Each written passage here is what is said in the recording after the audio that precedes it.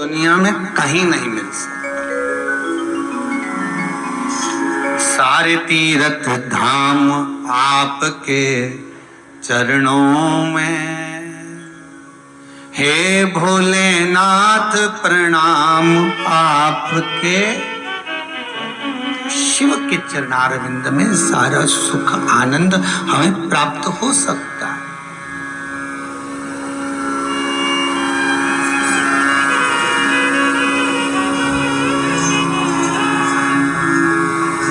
अहिल्याबाई भी कोई सतयुग की नहीं थी, त्रेता की नहीं थी, द्वापर की नहीं थी, कलियुग की थी। ये नाम भगत भी सतयुग त्रेता का नहीं थे, द्वापर के नहीं थे, यही कलियुग के थे। कड़प सतयुग त्रेता और द्वापर के नहीं थे, यही कलियुग के थे।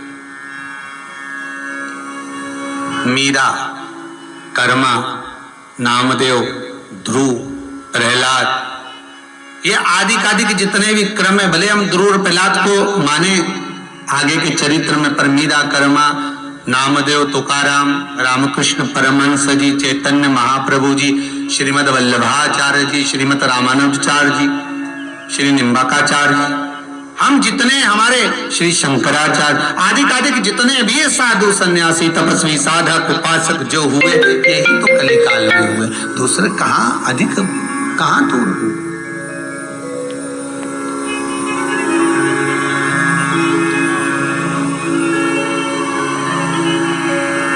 एक प्रश्न है,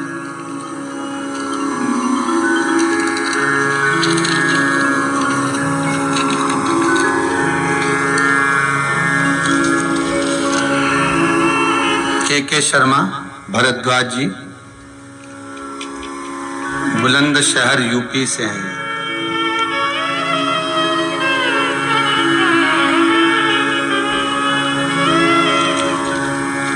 हमारे यहां पर शिवलिंग है, पर केवल लिंग रूप में ही है। पार्वती जी का हस्त कमल अर्थात जिस पर शिवलिंग रखा हुआ है वो नहीं है, और उस पर अशोक सुंदरी की जगह भी नहीं है।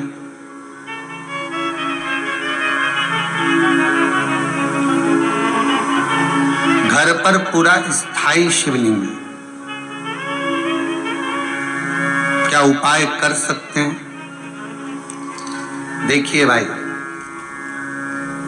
शिवलिंग शिवलिंग है।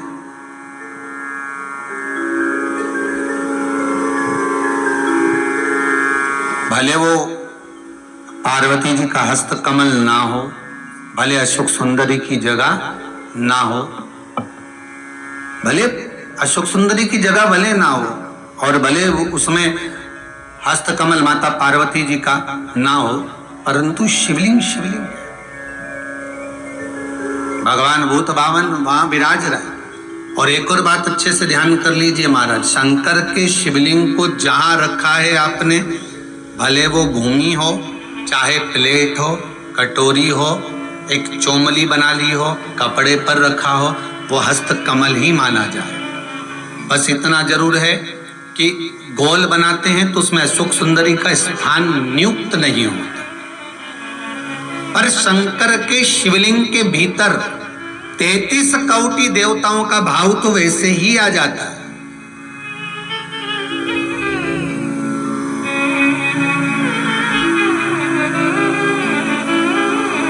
किसी ने एक प्रश्न किया, गुरुजी आप बताते हो कि कमर दुखे, हाथ पैर दुखे, पांव दुख रहे हो, कमर दुख रही हो, पीठ दुख रही हो, सिर दर्द हो रहा हो, तो शंकर जी के मंदिर में जाकर शंकर जी की शिवलिंग की बेलपत्र उठाकर शंकर जी के शिवलिंग को देखकर चबा चबा कर खाना है। तो हम ऐसे बेलपत्र खा लें तो घर पर ले जाकर शिवलिंग देखकर क्यों? तो शास्त्र कहता है कि उसके प्रतिबिंब से, उस शिवलिंग के स्वरूप से जो किरण निकलती है, उस किरण से ही तो हमें रोग मिटाना है।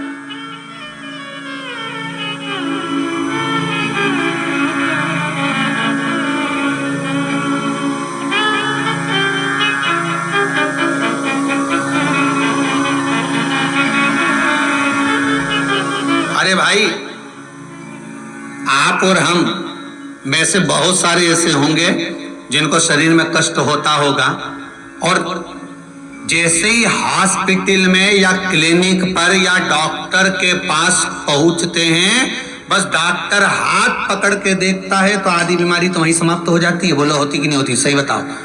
आप लोग तो गए होंगे, हम भी गए होंगे, सत्य बोलना। बस डॉक्टर ने हाथ पकड़ा, बीपी, हालांकि तुम्हें भी मालूम है बीपी कहीं नहीं है, फालतू की बात। और 25 बार तो शुगर चेक करा लेना, शुगर ना ऊंची जाए ना नीची जाए, क्योंकि तू भी शुगर से बढ़कर है।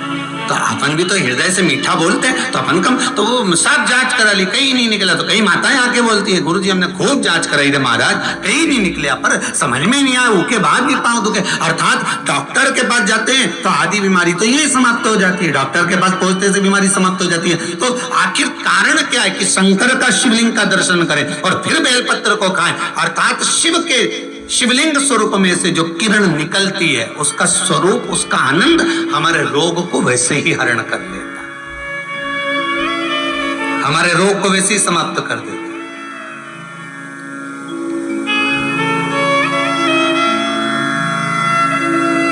हम शंकर के स्वरूप का एक आनंद पा सकते हैं।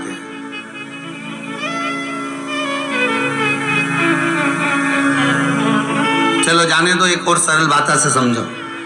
किसी मंदिर में, ये कभी तुमने किसी पुराण में लिखा कि राम जी के मंदिर में जाके एक लोटा पानी चढ़ाओ, कन्हैया जी के मंदिर में चढ़ाओ, माता जी के मंदिर में, भैरव जी के मंदिर में, हनुमान जी के मंदिर में 33 कोटि देवता का कहीं नहीं लिखा कि एक लोटा पानी चढ़ाओ, पर पुराण में लिखा शंकर के मंदिर में जाओ तो एक लोटा पानी चढ़ाओ, शिवलिंग पर जल चढ़ाओ, गंगा जल चढ़ाओ, जल चढ़ाओ, पर चढ़ाओ जरूर। क्यों लिखा? कारण क्या था?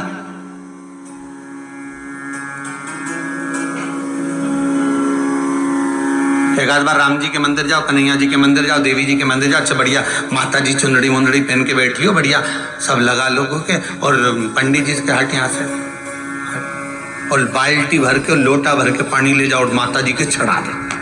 फिर देख, फिर पंडित के जो माता है उसके देख, तो तूने माता जी के चढ़ाया था, अब माता जी तेरे पे चढ़ेगी। अब हम देख,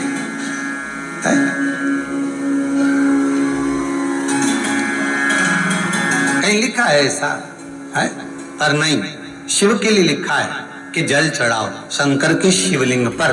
क्यों? उसका कारण है, जब हम जल चढ़ाने के लिए जाएंगे तो शंकर भगवान पर जब जल चढ़ेगा तो उस जल का स्पर्श हमारे हाथ से शिवलिंग का होगा तो उससे हमारा कल्याण अपने आप हो जाएगा। क्योंकि सारे आनंद चरण, सारे देवताओं का एक तेज पुंज उस शंकर के स्वरूप में विराजमान है। कहते हैं जब संपूर्ण सृष्टि खंड नष्ट करने का जब समय आता है, भगवान शंकर काय के देवता है? संहार के देवता।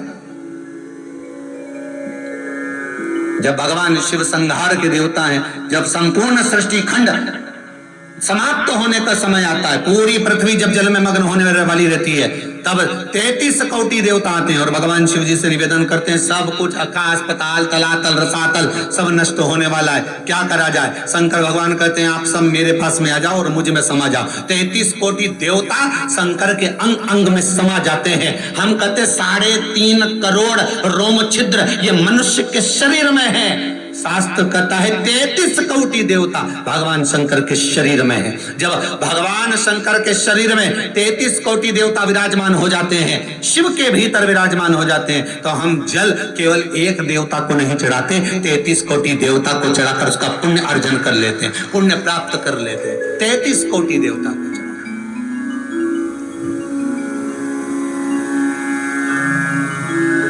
जैसे नीम के वृक्ष में 64 योगनियां होती हैं, देवियां होती हैं, इसलिए आज भी हमारे विधान है, आज भी विधान है कि किसी को बहुत तेज बुखार आ रहा है, बहुत तेज बुखार, महाराज एक लोटा पानी लो, उसमें नीम की, कड़वी नीम की डाल दो, और डालने के बाद बच्चे पे से जिस पे बुखार आ रहा है उसको 7 बार उतारो और ले जाकर नीम के पेड़ में डाल दो, और उस नीम की जो झाड़ है जो पानी के अंदर पड़ी थी उसका जल उस बुखार वाले व्यक्ति पे छींट दीजिए। 15 से 20 मिनट में बुखार नीचे समाप्त।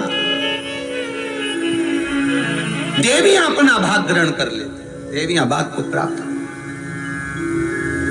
वो तो अब इन सारे वृक्षों की जो महत्वता है, चाहे नीम हो, बेलपत्र हो, शमी पत्र हो, महाराज रुद्राक्ष हो, इनकी जो महत्वताएं हैं, लोगों ने अपनी महत्वता दिखाने के चक्कर में इन सबको छुपा दिया। वो तो ये शिव महापुराण को वेद व्यास जी ने लिखा, इसमें सारा वर्णन कर दिया कि कौन से वृक्ष से हम क्या क्या फल प्राप्त कर सकते हैं। एक स्कंद पुराण, शिव पुराण, लिंग पुराण और नर्मदा पुराण, ये पुराण शंकर से ऐसी जुड़ गई जिससे हम प्राप्त कर सकते, जिससे हम ग्रहण कर सकते।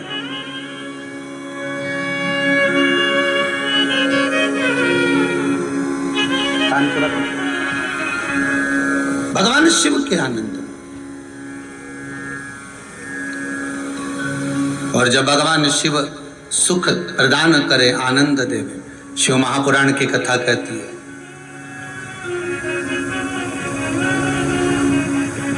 हम भी भले शिवलिंग साथ में लेकर ना चले, अहिल्याबाई जैसे, हम भले शिवलिंग को पल्लू में बांधकर ना चले, पर शिव महापुराण की कथा कहती है हम शंकर का अनुमोदन कर कर तो चल सकते, हम शंकर का स्मरण कर कर तो चल सकते हैं।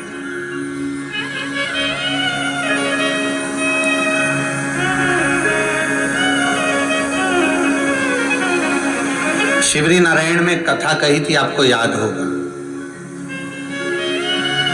एक कबूतर स्वर्ग जा रहा था। अगर किसी ने सुनी होगी शिवरी नारायण कथा तो ध्यान में होगा। एक कबूतर स्वर्ग जा रहा था।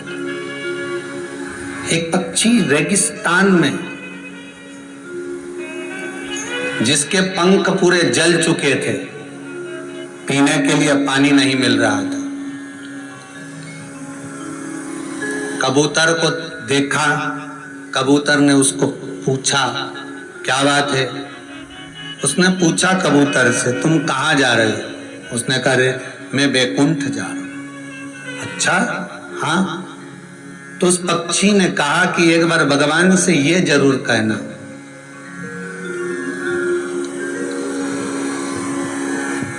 एक बार भगवान से ये निवेदन जरूर करना मेरी ओर से कि मैंने कौन सा पाप करा जो मुझे रेगिस्तान में पटका, पंख जल गए, पानी पीने को नहीं मिल रहा, अन्न खाने को नहीं मिल रहा, तिनका मात्र प्राप्त नहीं हो रहा। भगवान से मेरी ओर से कह तो सकते हो तुम इतना? कबूतर ने कहा ठीक है मैं जा रहा हूं, कहने में क्या जाता है, कह दूंगा।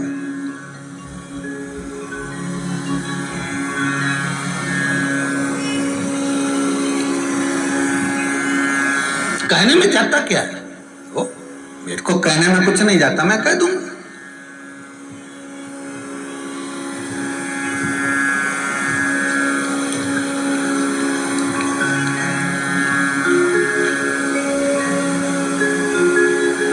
अब होता है मन में जो भाव प्रकट होता है भगवान उसको स्वीकार।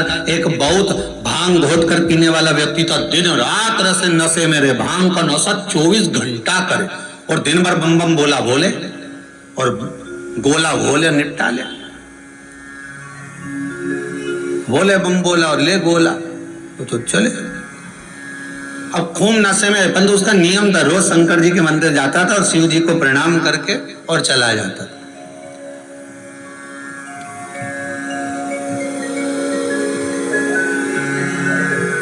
अब आज इतना नशे में हो गया कि शंकर जी के मंदिर की जगह गणेश जी के मंदिर पहुंच गया। अब गणेश जी के मंदिर पे जाकर खड़ा हो गया और बिल्कुल नशे में था, भांग के झूम रिया था, बोला बोला करता करता शंकर जी को देख रही है। तो उसको शंकर जी तो कहीं दिख ही नहीं रहे। अब मन में बड़बड़ा रहा, बताओ आज बाप की जगह बेटा है। अब उसको ये नहीं मालूम कि शंकर की जगह गणेश जी का मंदिर है, आज बाप की जगह बेटा है। अब बहुत देर तक सोचता रही अब करूं क्या, उसने इंतजार भी करा कि शंकर जी आएंगे, मंदिर चेंज हो जाएगा, फिर नीरी आ गया। तब उसने पिताजी से कह देना आया था, चला गया।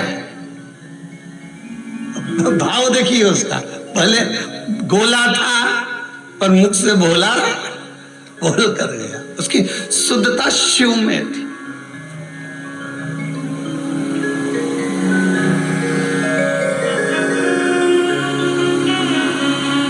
हम कहते हैं हम नशा नहीं करना भी नहीं चाहिए, पर सत्संग का, शिव महापुराण का एक नशा हमारे जीवन में भी ऐसा होना चाहिए कि तुझ में रब दिखता है, यारा मैं क्या करूं, हर एक में शिव नजर आ जाए।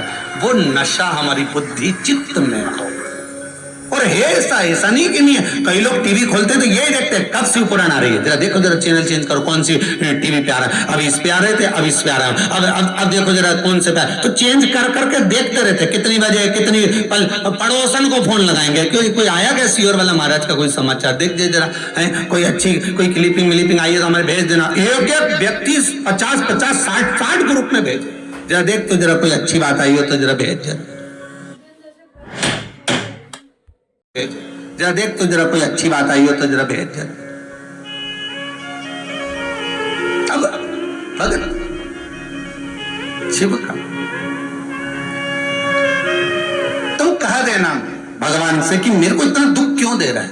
तो पहुंच गया कबूतर ऊपर और धर्मराज के पास गया। धर्मराज ने पूछा क्या बात है कबूतर, तुम दुखी दिख रहे हो, तुम तो बैकुंठ जा रहे हो, तो तुम्हें तो प्रसन्न होना चाहिए।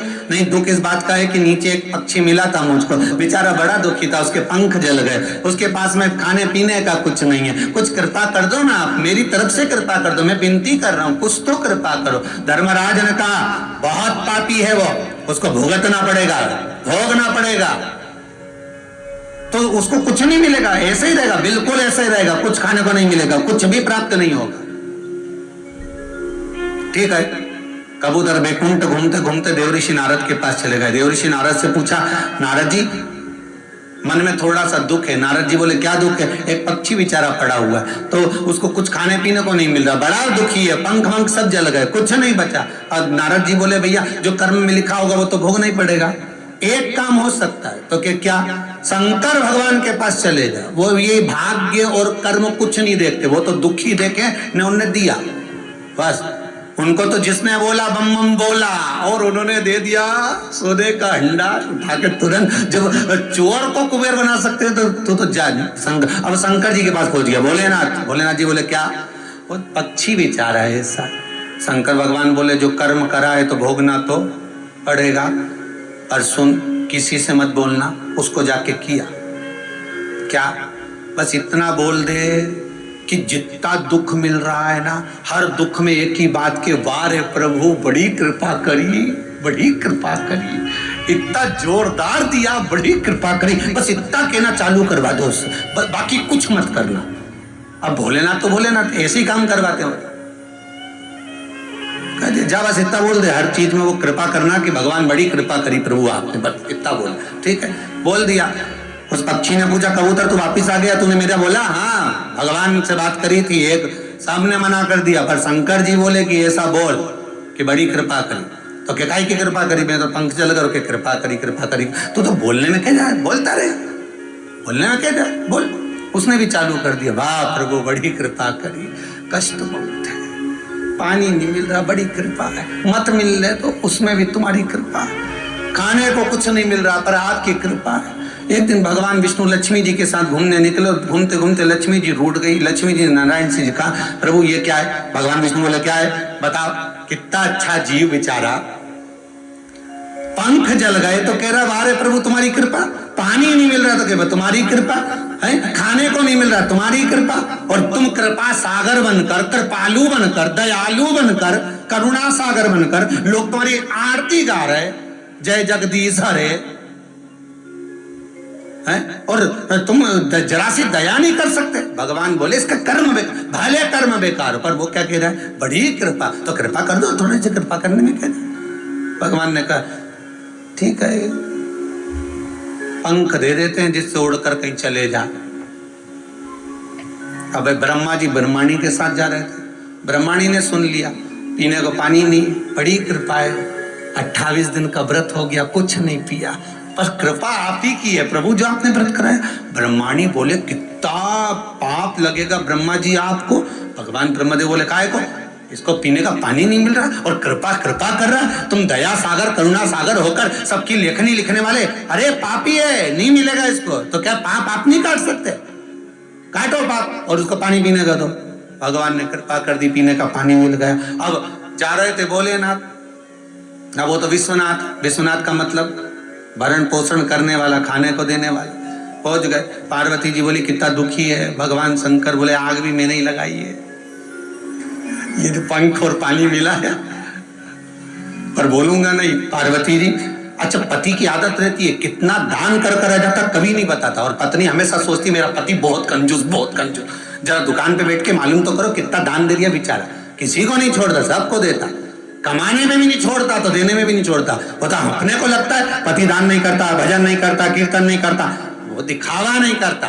तुम्हारे जैसे 4 घंटे तक अगरबत्ती लेके बैठ गई, उसको दिखावा कावा नहीं आता, वो तो बस अपनी मर्जी से जो पढ़ना है पढ़ लेता है, मन से जाप कर लेता है, स्मरण कर लेता है, भजन कर लेता है, दिखावा दिखावा नहीं करता, उसको कुछ नहीं आता, फालतू की बात है ये।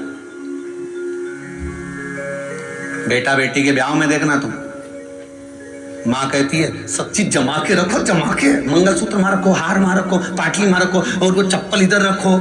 जब वो बहू को चढ़ावा चढ़ता है ना या लड़की को कुछ देते हैं तो सब दिखावा कर कर, और पिताजी का रखा ही है ना, रखे डब्बा बंद रखा है तो खोलो तो सबको दिखना चाहिए। अब पत्नी मैं शादी में भी न करे, खोलो खोलो, और वो पति के रख दिया ना, सबको मालूम है अपन ने दिया, उसमें क्या नहीं नहीं सबको। और कई कई नाम लिखो अलमारी पे, भैरूलाल, गणपत लाल, हरि किशन, श्रीधर, वेणुधर, राम गोपाल, पांडे, तब पूरा इतना बड़ा नाम लिखा अलमारी पे, ऐसा लगा जैसे पूरी धर्मशाला दान करी हो, पूरी धर्मशाला लिखा। एक हमारे पास भी आए थे, कहे ये आश्रम में जो पंखे लगेंगे इस पे हम अपना नाम लिख के टंगवा दें। हमने कहा बेटा नाम लिख दिया तो तुम भी टंग जाओगे, इसलिए ध्यान रखो। और जैसा नाम घूमेगा वैसे घूमता रहेगा। ये शंकर है, ओ गर्दानी, भोलानाथ है, शंभो, ये तुम्हें खूब दे और तुम खूब दान करो, मना नहीं है, पर नाम जाने दो, वो होगा जो चल रहा है। ये पंखे पे कहीं लिखा, एक पंखड़ी पे लीलाबाई, एक पंखड़ी पे कमलाबाई, एक पंखड़ी पे बिमलाबाई, और बीच में जो बचा भेरू किशन।